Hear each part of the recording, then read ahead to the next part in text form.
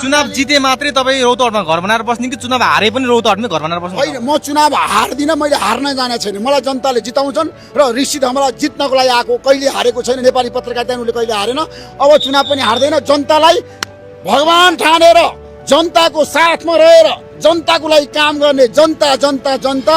मैले जनता जान्न चाहन्छन् कार्यक्रम त्यसै चलाएको होइन, जनताको भावना।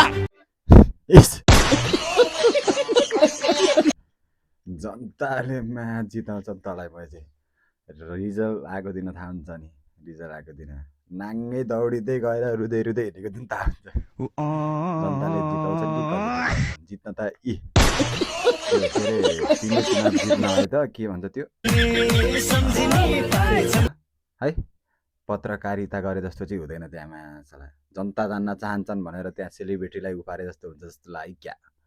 चुनाव जित्नलाई त धेरै गाह्रो छ।